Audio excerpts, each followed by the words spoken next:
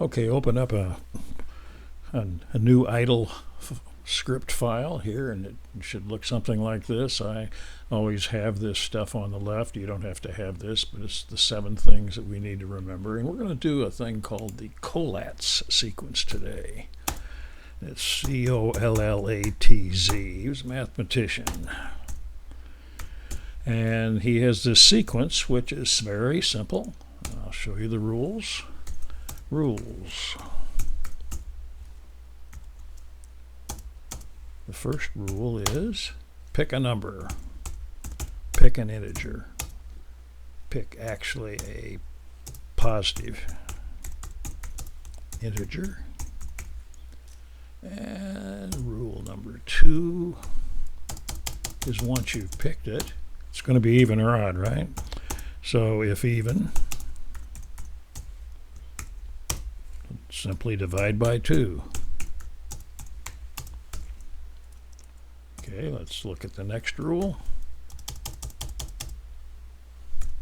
I guess I could have lined those up better. If odd, it's a little trickier. Multiply by 3 and add 1. So this turns it into another even number, of course. And then the fourth rule is, got a new number now. Go to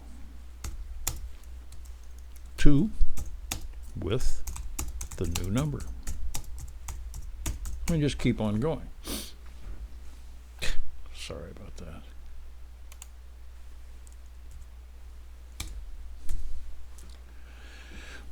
Okay, so now you can see sort of a simple example here. We'll start doing some code in a minute, but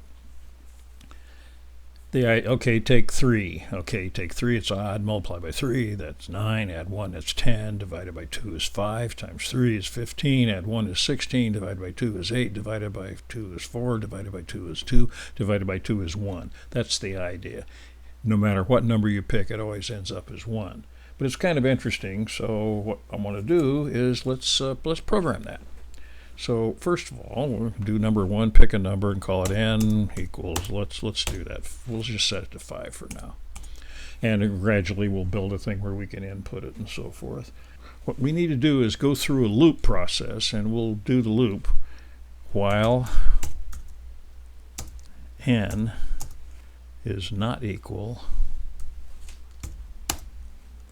to 1. Because then we'll be done.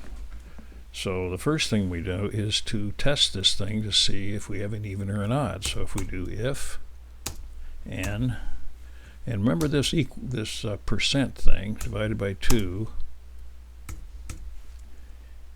equals 0.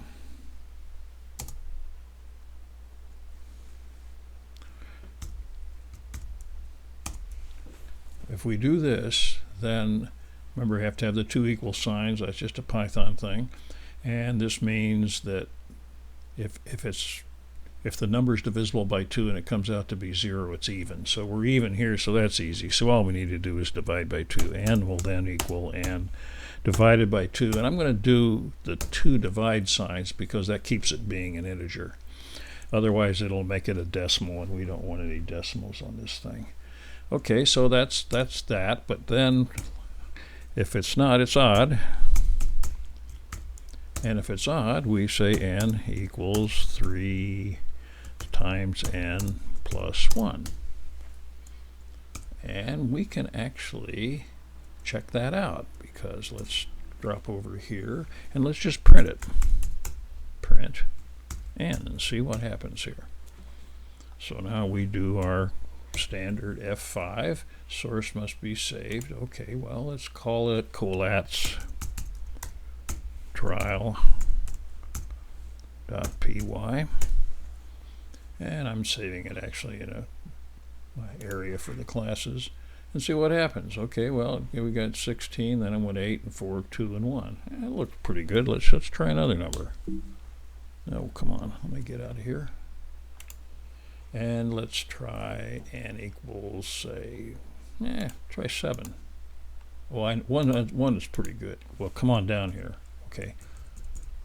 I don't know, sometimes you'll find that the editor gets messed up and you have to use your tab keys a little bit and the arrow keys to get to the where you want to get. All right, let's try 11.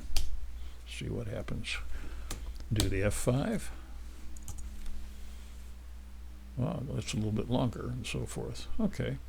So you can see how that 3 times 11 is 33. That's 34 divided by 2, 17 multiplied by 3. That's 51. That's 52 divided by 2, 26. Even divided by 2, 13. 39, you get 40. 20, 10, 5, and we did 5 before because that gets 16, 8, 4, 2, 1. So it's funny. At first you'd think that because you're doing this thing, you're multiplying by 3 when it's odd and dividing by 2 when it's even, that the thing would blow up. But it turns out it doesn't, because you're going to hit those powers of 2 somewhere, and you get 128 or something like that, then it has to go to 1 because you're dividing by 2, 2, 2, 2, 2. So anyway, okay, so get this working and check it out and make sure you're here, and then we'll go to the next one.